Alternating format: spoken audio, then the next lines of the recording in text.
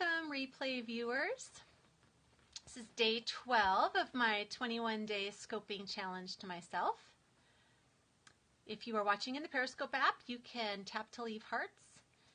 And you can also fast forward and rewind in the app. And if you're watching at Catch, and welcome to all my live viewers coming in. Hey, Katie, I hope you watched yesterday and heard my answer to your question. Hi, Jessica. Hi, Wendy. Hi, Patrice. Welcome. It's only Wednesday, though, Patrice. It's one of those weeks where you're a day ahead, I think. Unless you're on the other side of the world. And I guess maybe it is Thursday. No, yeah, today's Wednesday, right? Yeah. Alyssa, hi.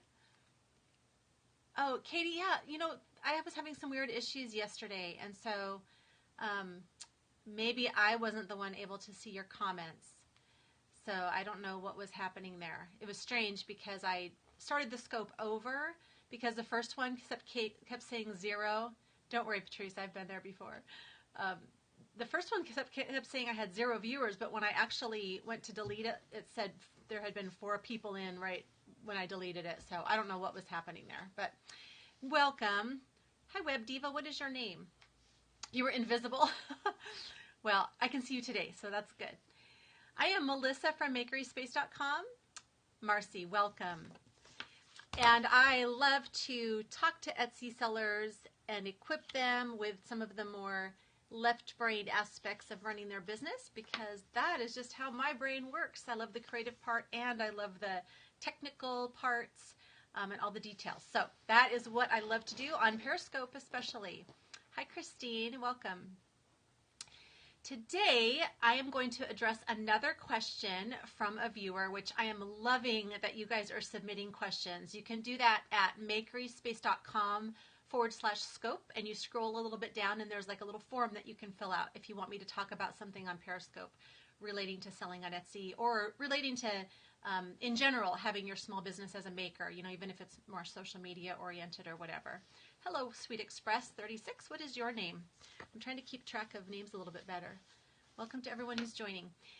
So, the question that I received is from Dana. I'm going to start sharing your Etsy shop name too if you ask a question so that I can promote you a little bit and get people to check yours out. Hi, Roger. So, Dana asked this question.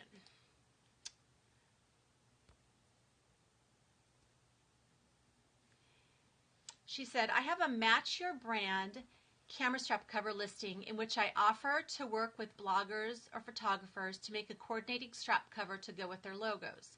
It's fun for me because it's a challenge and I get to look at pretty fabric. The problem is that about half the time people have asked for it, I'll spend a few hours emailing back and forth with them and hunting fabric, and then as soon as I think we've got it figured out, they drop off and I don't hear from them again. Do you have any tips there? So I have heard about situations like this, and I think there are some policies that you need to have in place so that you are not spending all this time. Hello. Oh, Ireland. I would love to visit Ireland one day. So you're not spending all this time communicating about a custom order and even ordering supplies, and then the person does not end up purchasing it. So you have invested time and you've possibly invested some money, and it goes nowhere. So I will tell you what I do, and I'll tell you some options what you can do to try to protect yourself from that happening. And I know Dana can't be here live because her phone is not current enough to be able to have the Periscope app, but she does watch the replays, so I know that she'll be able to hear this. I require payment upfront on any order I take, even if it's custom.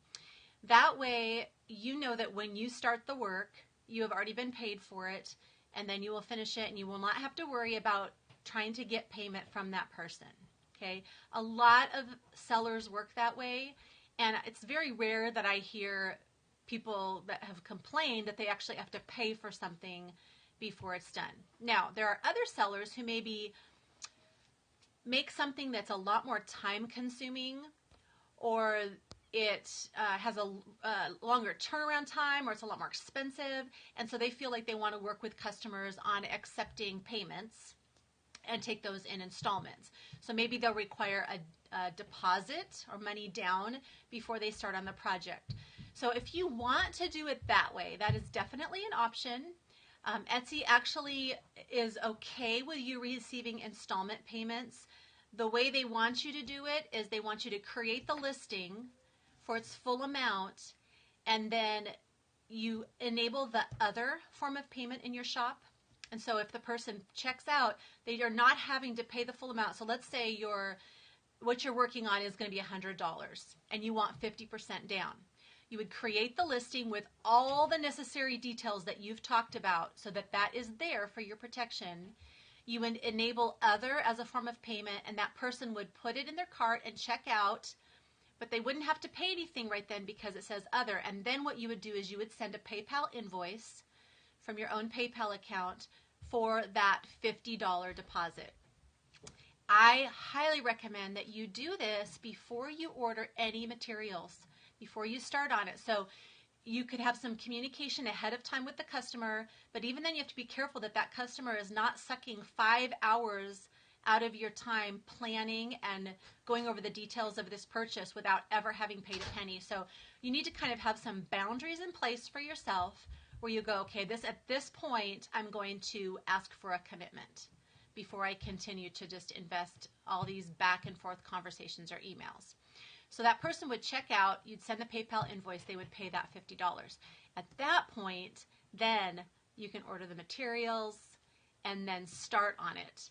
And then whatever your agreement is, whether it's the other half is due when the item is ready to ship, or you require a couple more installments along the way, whatever it is, you would just continue to send those PayPal invoices and receive the payments before you ever ship the product so that you have payment in full before it's shipped, okay?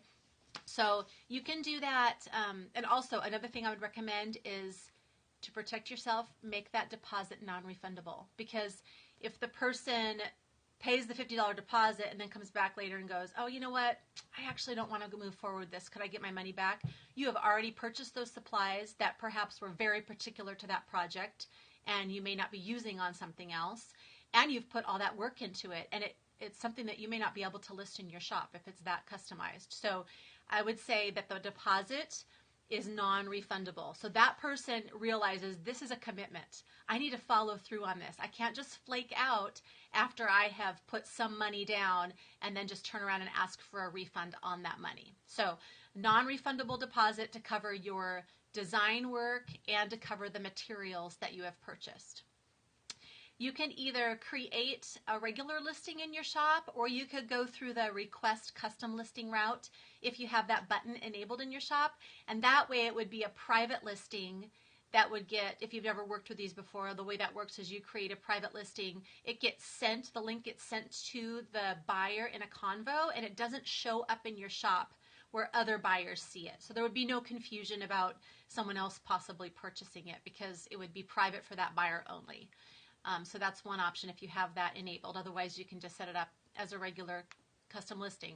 But I highly recommend that you put all of the details in there so that you are covered. So I think that pretty much covers it. I would recommend either getting the payment in full right from the get-go, or and really I would recommend trying that first. I've never received pushback for it, but if you try that and you do get some pushback, then you could maybe introduce this second method of doing installments. Dana, for your camera strap covers, I know they're not this huge, like $100, $200 item, so I can't imagine you getting a whole ton of pushback about that.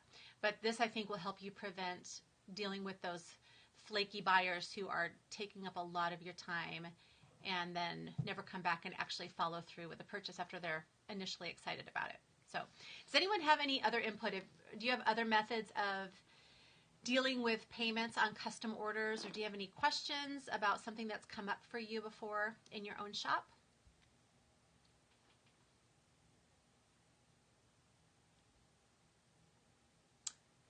Okay, I'm not seeing any comments, so either nobody is commenting or they're not coming through. All right, if you have any questions that come up, oh good, thanks Patrice for letting me know that my comment stream is working.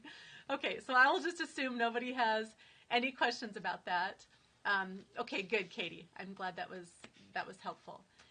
Yes, they can still leave feedback, Alyssa, once they've made the purchase.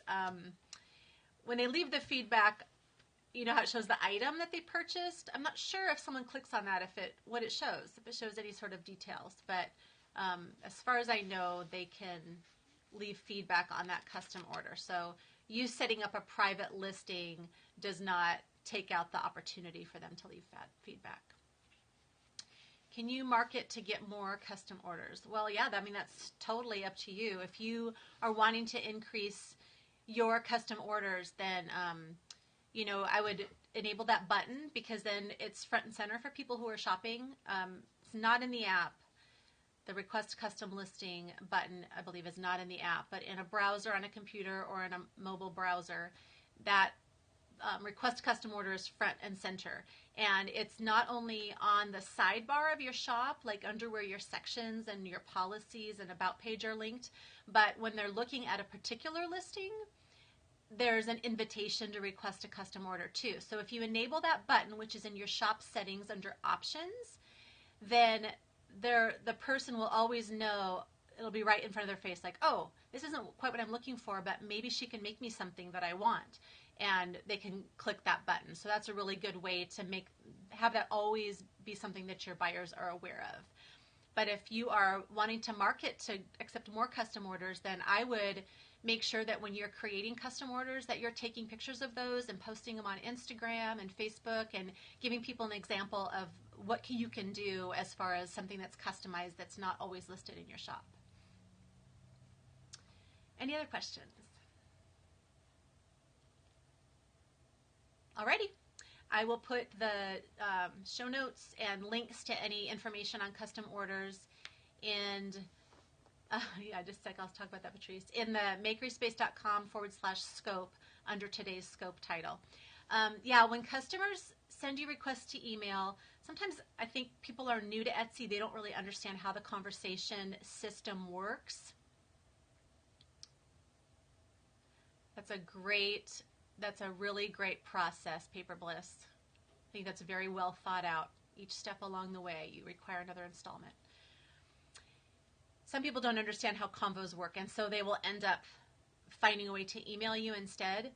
That's fine, but I always move every conversation to Etsy, because to qualify for Etsy seller protection, communication has to be done through the conversation system. So if you have a case open against you, they're going to ask, did you email back and forth? And they really want it to be through the conversation system. So I always just say, I try not to be weird about it. I say, hey, I'm going to go ahead and move our conversation over to Etsy, because then I'll be able to keep track of our conversation all in one place and I won't miss any of your emails. I try to make it really positive, because then there's that ongoing thread, and I find that I lose things way more if communication is going on via email.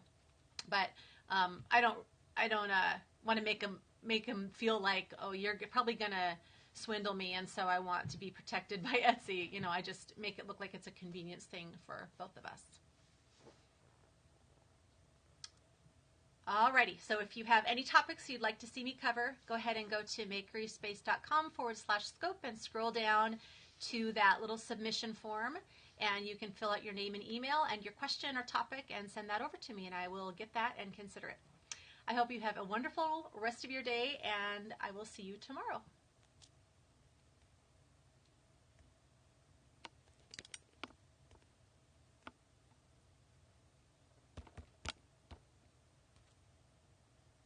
You're welcome, Patrice. I'm having trouble stopping my broadcast again, so I'll probably have to power down my phone.